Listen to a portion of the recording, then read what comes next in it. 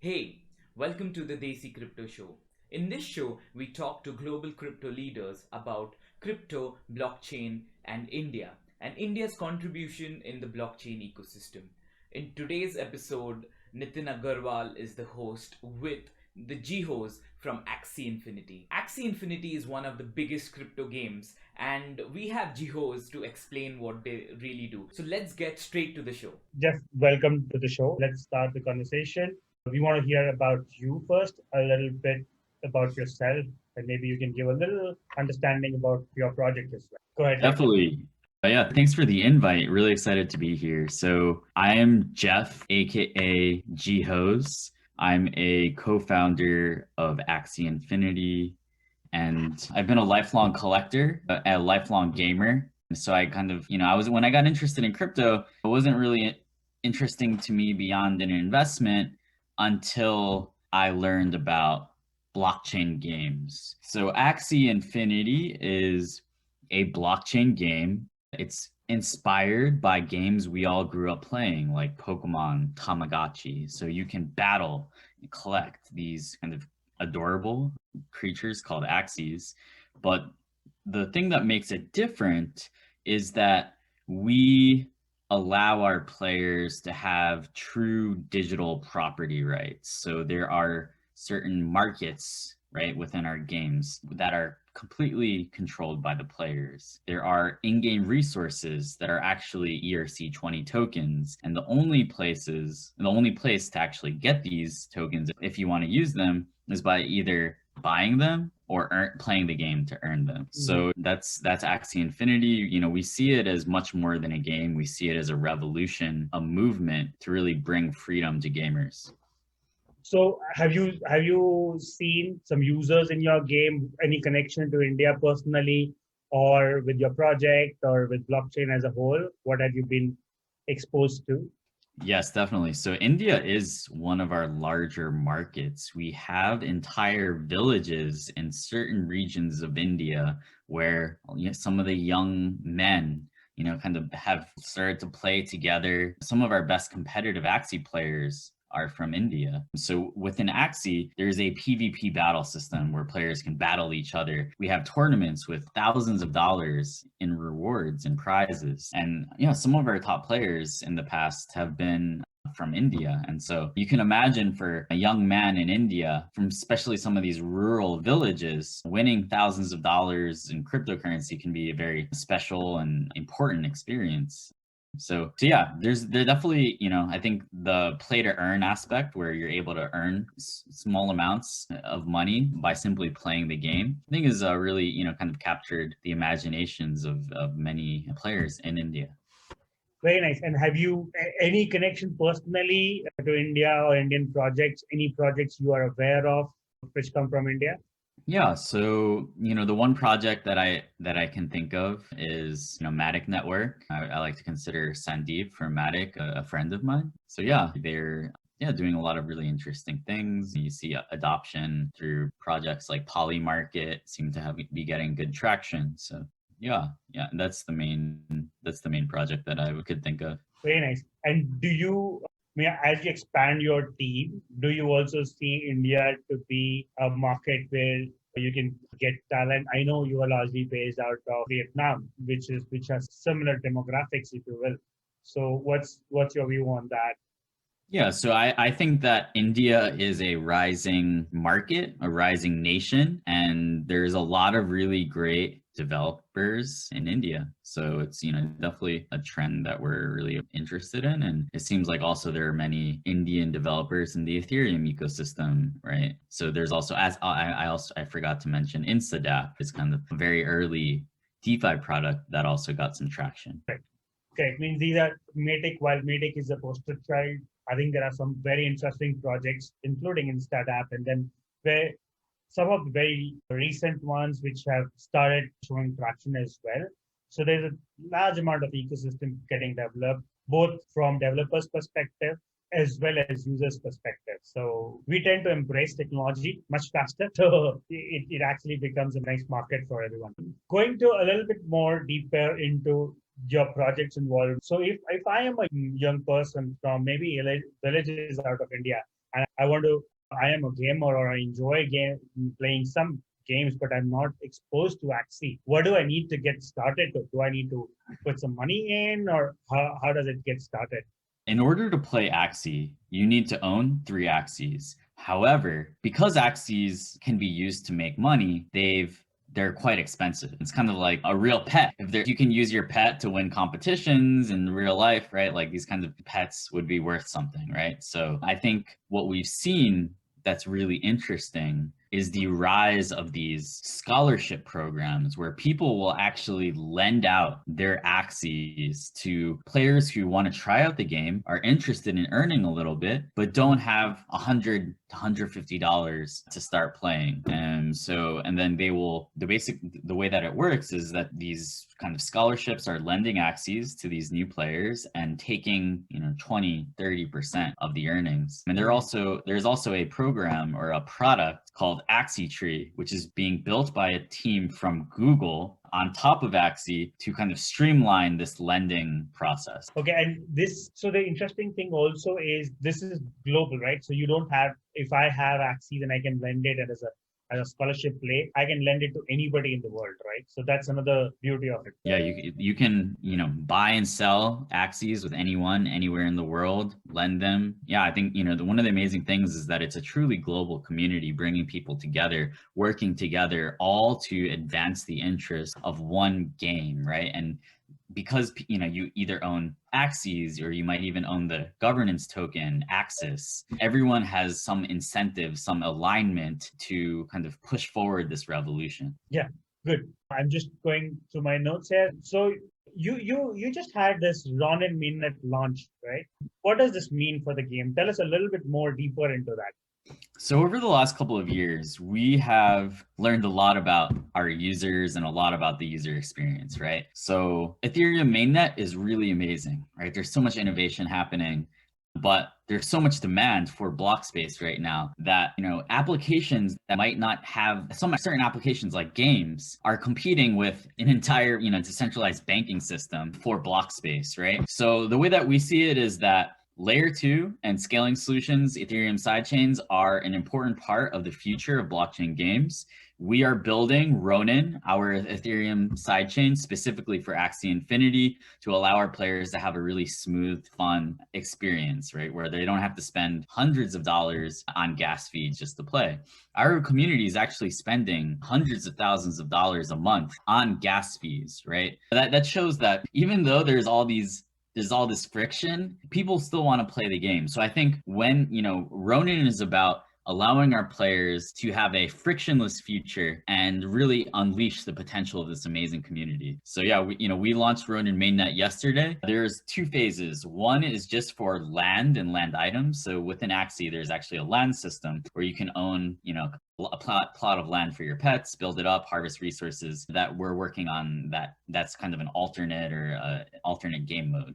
Anyways, so land and items have been migrated over to Ronin. Phase 2, which will happen later this year, is about migrating Axies, the breeding contracts, claiming the tokens, right? So right now, when you earn tokens within the game, they accumulate in your account dashboard. You can then, it's kind of similar, right, to a lot of these staking systems as well. As like they accumulate, and then once you gather enough, you can claim it. So we will also be migrating that system over. And we will also be, I believe, running our staking system, right? One of the problems with staking on Ethereum mainnet or governance is that, it costs tens of dollars to vote. It costs tens of dollars, $50. I do this with I'm an SNX staker, synthetic staker, right? It's like $50 to claim your reward. So staking is also a great use case for sidechain. So another question which comes to my mind is that India is largely a population with more mobile phones. So do you have mobile strategy, or is that the main focus? I know it's a little bit more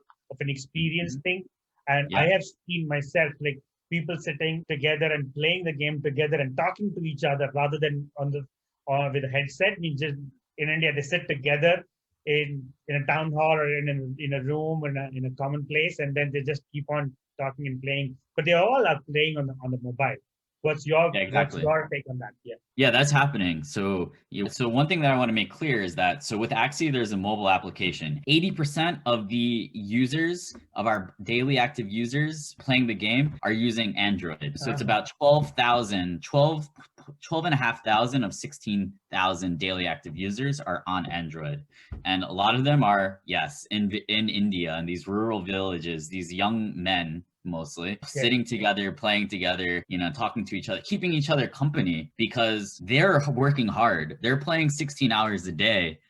And it's a matter of, for many of them, right? It's food on the table. So yeah, I think there's definitely a camaraderie that we're seeing, and they really love us, and they message me all the time, like sir, like so it's really I've kind of developed a fondness for a lot of these young Indian players in our So community.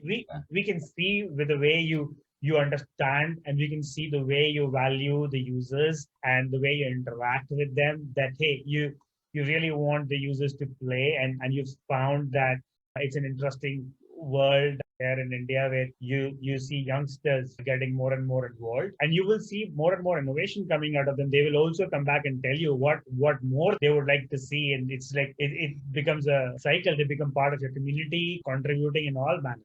Yeah, it's funny. They're not shy to complain about something like, "Sir, this upstate is unacceptable. It make me feel bad," thing like that. So it's really funny. And then yeah, it's nice to engage with them. And obviously with Axie, it's like to call them users, I think is kind of, I don't think of them as users. I think of them as we're all in this together, right? I actually started out as a community member. Like I just found Axie. I was on Discord. Well, I'm very interested in NFTs, and we're kind of like, I was kind of thinking like, okay, NFTs are going to be big. What's going to be happening after CryptoKitties? Like, how can we take this to the next level? And then I found Axie, and I was like, this is what I need to get involved with. And I just started out as a community member, helping people, kind of paint, helping paint the vision of the future, just talking about, hey, what I think could be possible with these pets. Because at the beginning, we couldn't even do anything with our Axies. We couldn't even see them. So there was a lot of dreaming, I think, at the beginning of this project, and that's always been, I think, encoded in our DNA, and it really makes the community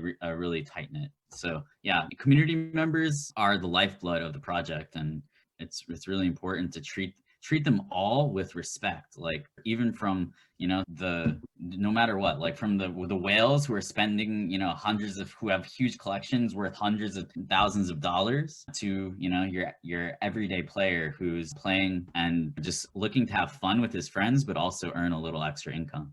So do you see that there can be a chance that some of these Axies or some of these NFTs who these gamers collect, can that become a huge jackpot? Means it in future, maybe in months and years to come, that can be you can sell it and make a lot of money? I don't want to speculate too much, but what I do think is, so I collect Pokemon cards, right? And all the Pokemon cards born in, that were from the first year, right? Like the Shadowless, the first editions, there are millions of those, but they're very collectible. So I think eventually, Axies, 5-digit Axies, so Axies under the 100,000 ID, even Axies under 1 million, I think these are all going to be eventually, if we do really well, I think they're going to be they're very interesting to collect. So yeah, that's what I'll say. And historically, right, is yes, as the game has gotten more fun, attracted more users, the collectability of some of the, especially also the really rare ones, have gone up. But also what's considered rare has also gone up because more people, right? Yes. Good. Just trivia we want to hear is, what is the most expensive Axie sold? Do you have some data points? Yeah, so there was an Axie called Angel, a triple mystic Axies. So basically, there are certain Axies that are really rare. They're born at the beginning of the game. They have unique skins. They're called mystic Axies. One of them, called Angel, sold for 300 ETH a few months ago. So 300 ETH is now a lot, maybe $400,000, right? So it was at that time like 130,000. But yeah. If you would have held on to it, it's good. Very nice. Very encouraging. I think it's very nice to know about Axie and your product and your interest in the Indian community and how it can be reciprocated, right? So they help you grow, and very good to hear as well that it's not only about users but also they are your members, partners, etc. So very nice take on that. I want to go. I think this is one of our most important question and the last one, basically. What advice would you give to youngsters in India vis-a-vis to blockchain? Right? There's a lot of people are not comfortable yet. It's a new technology.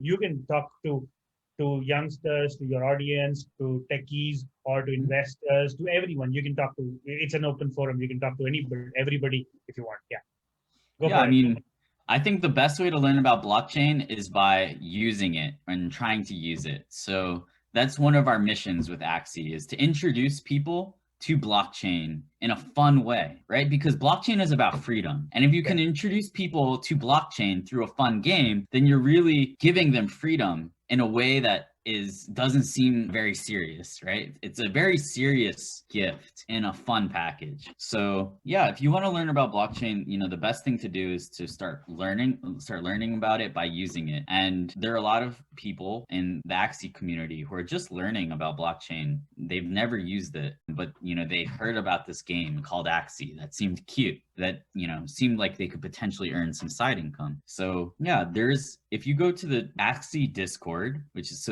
discord.gg/Axie, and maybe please link it. Yeah, we will do that. Yeah. Then there will be an India channel, and wow. you can ask them, right? They asked me like, please, like, can you make an India channel for us? And anyways, Good. there's an India channel, and I think like if you talk to them and just talk to them, ask them about their experience, it'll be interesting. Good. Very nice. Look forward. I think this 2021 will see blockchain become much more closer to people. The experiences are becoming better, and with integration with mobiles on blockchain and games, it is reaching billions of people. So we are very excited in this space as well. So I think we'll come to an end. We would like to close here. I think it's on a high point. We want to close. So it's very nice. Thank you for coming here and sharing your thoughts and talking about the community as well. Means if you have any other questions for us, we would like to take them. Otherwise, we're more than happy to circulate this. And thank you for inviting me. It was a really fun discussion, and yeah, it's very important for people to learn about blockchain because we really believe that it's going to be the future. If only a certain type of person, right, learns about blockchain, then the future might be more unfair than it is now, right? So I think like blockchain has a lot of potential, but some of its potential is lost if the benefits are only concentrated among kind of a certain type of person. So yeah, I think it really is for everyone. So correct. I think what you said, I'll just end this segment by saying that blockchain is all about people. It is innovation. It is decentralized. It is all about people. And if you get involved right now, you will be the first few ones who would be exposed, and you will bring this to fruition. So get involved, guys. If you have any questions, shoot outs to us. We will give all the credentials to Axie to join the Discord and join the community, etc. So thank you for being here. Cheers.